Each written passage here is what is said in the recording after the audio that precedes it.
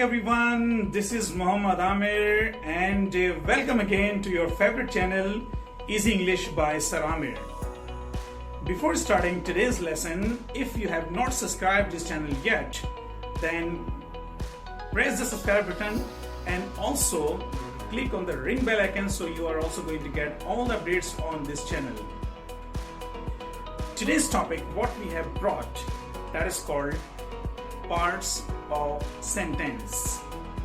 Last class में जो हमने पढ़ा था वो हमने कुछ बेसिक्स के बारे में पढ़ा था कि अल्फाबेट क्या होते हैं, लेटर्स क्या होते हैं, वर्ड्स क्या होते हैं और हमने पढ़ा था सेंटेंस क्या होते हैं। आज हम पढ़ने जा रहे हैं कि सेंटेंस बनाने के लिए आपको क्या क्या चीजें चाहिए होती हैं। एक इंग्लिश का सेंटेंस बनाने के लिए आपको बहुत सारी चीजें चाहिए होती हैं। अगर आप उसको ग्रामर की टर्म्स में देखते हैं तो एक सेंटेंस बनाने के लिए आपको नाउन भी चाहिए होता है, आपको वर्ब भी चाहिए होता है, आपको ऑक्सिलरी वर्ब भी चाहिए होता है, आपको प्रोनाउन भी चाहिए होता है, आपको सब्जेक्ट भी चाहिए होता है, आपको ऑब्जेक्ट भी चाहिए होता है, आपको एडजेक्टिव चाहिए होते हैं, एडवर्ब्स चाहिए होते हैं। There are so many things what you need to make a sentence. लेकिन आज जो हम टॉपिक डिस्कस कर रहे हैं तो एक सेंटेंस बनाने के लिए आमतौर पे जो चीजें चाहिए होती हैं वो 3 पार्ट्स चाहिए होते हैं सेंटेंस बनाने के लिए। सेंटेंस बनाने के लिए आमतौर पे सब्जेक्ट चाहिए होता है, एक अदद आपको वर्ब चाहिए होता है और एक अदद आपको ऑब्जेक्ट चाहिए होता है।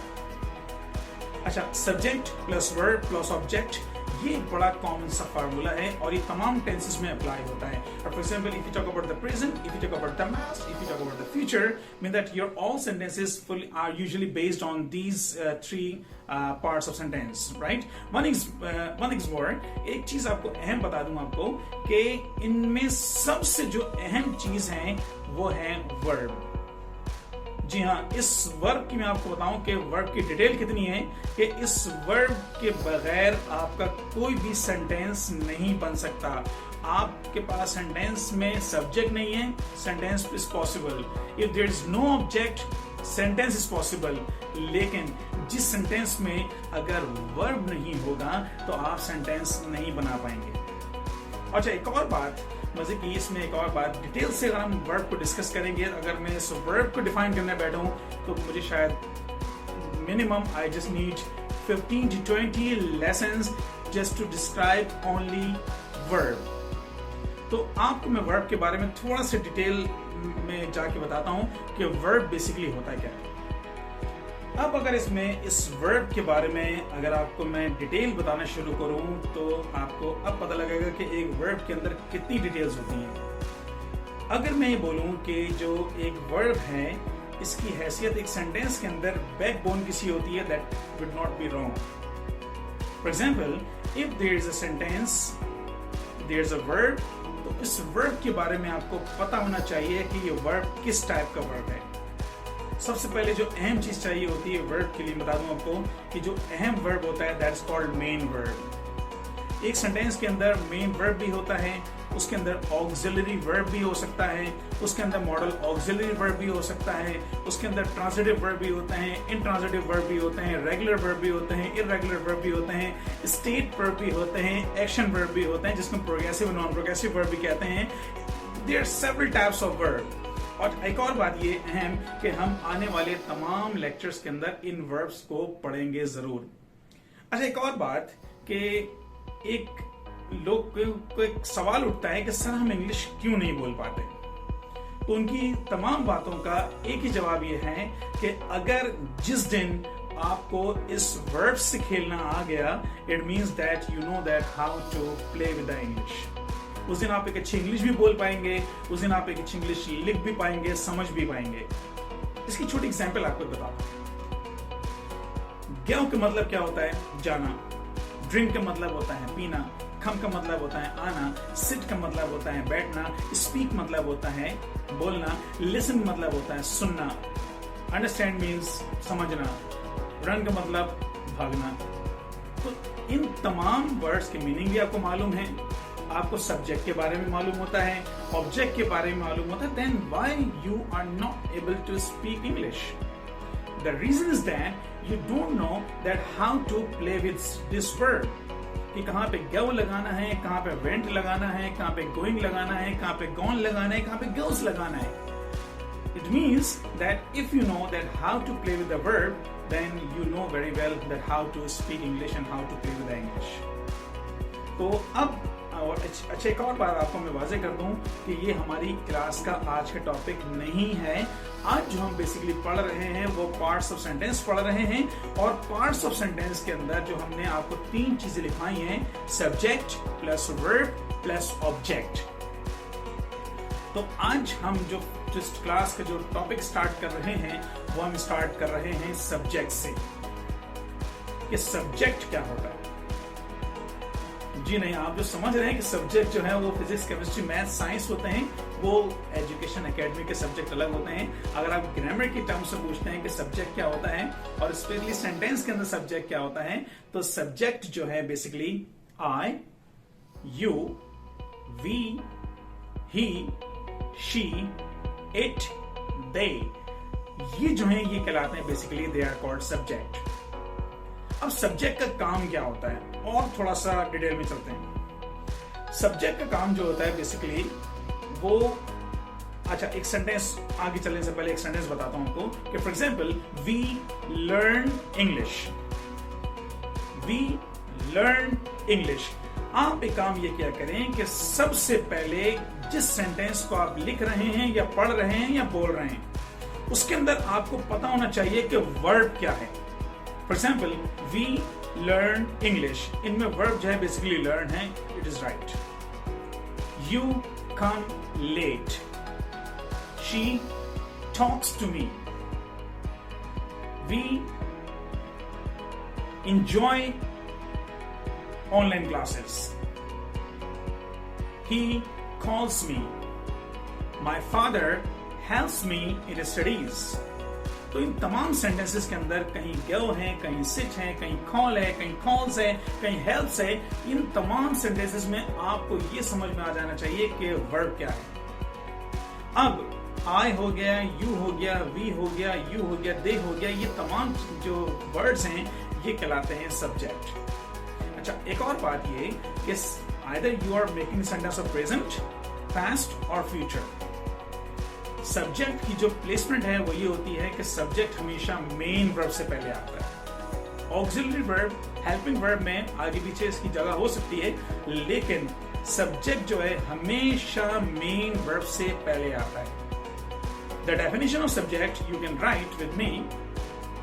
Subject is the word which comes before the main verb and normally performs the action. In short, the doer of action is called subject. यानी कि किसी भी काम करने वाले को हम बेसिकली क्या बोलते हैं, सब्जेक्ट कहते हैं. अब यहां पर एक और चीज मैंने कहा कि अभी आपको लगे आता हूं और डिस्कस कर दूं कि सब्जेक्ट बेसिकली कितनी तरह के होते हैं. सब्जेक्ट बेसिकली 2 तरह के होते हैं. One is called singular and second is called plural. Singular से जाहिर सी बात है फर्क आपके सामने मौजूद. सिंगुलर का मतलब एक पर्सन और प्लूरल का मतलब क्या होता है, एक से ज्यादा. अब अगर हम इनको पर्सन्स के अंदर कन्वर्ट करते हैं तो we have got 3 types of person. First person, second person and third person. ये हम सब्जेक्ट को पढ़ रहे हैं. सब्जेक्ट को मजीद डिफाइन किया हमने. Let's have a single review about today's class that we are going to learn something about the parts of sentence. इसमें हमने वर्ब को भी नहीं पढ़ा है, हमने सिर्फ सब्जेक्ट को उठाया है. और सब्जेक्ट का मतलब क्या होता है, subject is the word which comes before the main verb and normally performs the action, और in short we can say that the doer of action is called subject. We have got 3 types of person, first person, second person and third person. अभी कुछ देर बाद आपकी screen पे एक chart आएगा, उसको मजीद हम एलिब्रेट करते हैं. फर्स्ट पर्सन, बड़ा नाम सुना होगा आपने, फर्स्ट पर्सन. फर्स्ट पर्सन होता कौन है? फर्स्ट पर्सन का मतलब होता है द पर्सन हु स्पीक्स, जो पर्सन जो बात कर रहा होता है. अगर फॉर एग्जाम्पल अगर मैं बात कर रहा हूं तो फर्स्ट पर्सन अगर मैं सिंगुलर हूं so that is called I. अब अगर मेरे साथ मिलके कोई बात करेगा तो फिर वो आई नहीं रहेगा, वो बन जाएगा we. First person singular is I and first person plural is we. Let's talk about the second person. Second person कौन होता है? सेकंड पर्सन वो होता है कि जिससे हम मुखातिब होते हैं, या ये कह लें कि जो हमारी बात को सुन रहा होता है। For example, I am teaching, you are watching your favourite channel easy English by sir Aamir. तो आप इस वक्त क्या कर रहे हैं? आप लोग बोल नहीं रहे, आप लोग मेरी बात को सुन रहे हैं। इट मीन्स दैट यू जो है, अगर आप कोई एक पर्सन मेरे चैनल को देख रहे हैं, इट मीन्स के you is also singular and you is also plural. So second person का मतलब सिंगुलर और प्लूरल दोनों का होता है, वो यू कहलाता है। अब एक बात आती है, थर्ड पर्सन क्या होता है? थर्ड पर्सन उसको बोलते हैं कि जो ना तो बोल रहा होता है और ना ही हम उससे मुखातिब होते हैं।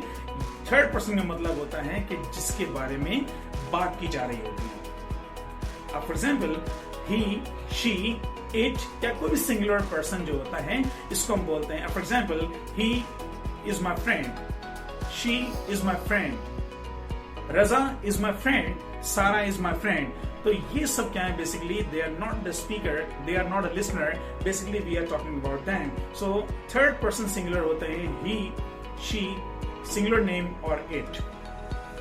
अब अगर यही थर्ड पर्सन जो है एक से ज्यादा हो, for example my parents, my brothers, my sisters, my friends, they all are called third person plural. अब एक और बड़ा एक मौजू है बहस, अगर कहते हैं कि लोगों के दरम्यान में आमतौर पर रहता है, वो ये रहता है कि सर हम डू और डज में हमेशा गलती करते हैं। लोगों को हमेशा प्रॉब्लम रहती है कि सर हम डोंट और डजंट में हमेशा गलती करते हैं। लोगों को हमेशा प्रॉब्लम रहती है कि सर हम हैव और हैज में हमेशा गलती करते हैं। तो याद रखिएगा कि थर्ड पर्सन सिंगुलर को याद रखें हमेशा। थर्ड पर्सन सिंगुलर कौन कौन से होते हैं? ही, शी, इट और एनी सिंगुलर नाउन। अब अगर आप डू और डज में कंफ्यूज हो रहे हैं, तो तमाम सब्जेक्ट के साथ डू लगता है, सिर्फ थर्ड पर्सन के साथ क्या लगता है? डज लगता है।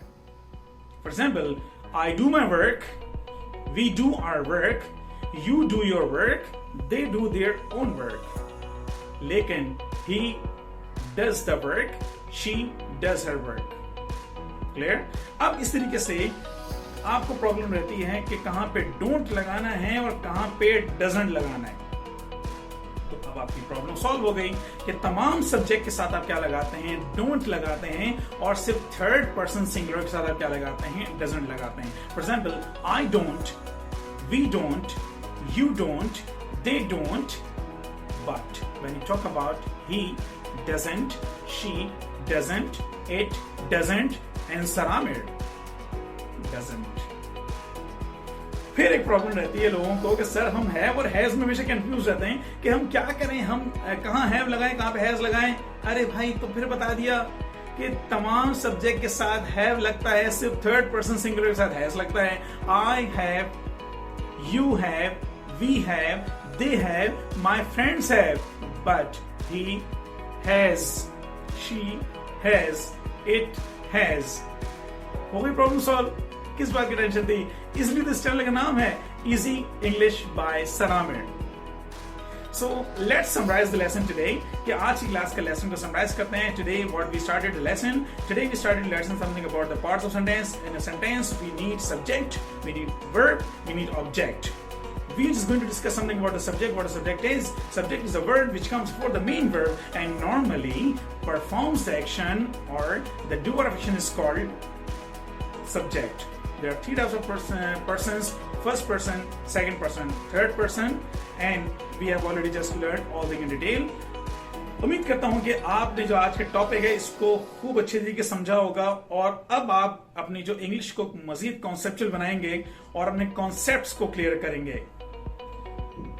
Keep watching this channel and keep sharing this channel with your friends, family members, other people. They can also get the benefit of this channel as well. So till my next video, give me permission to go. I love you, take care and be happy.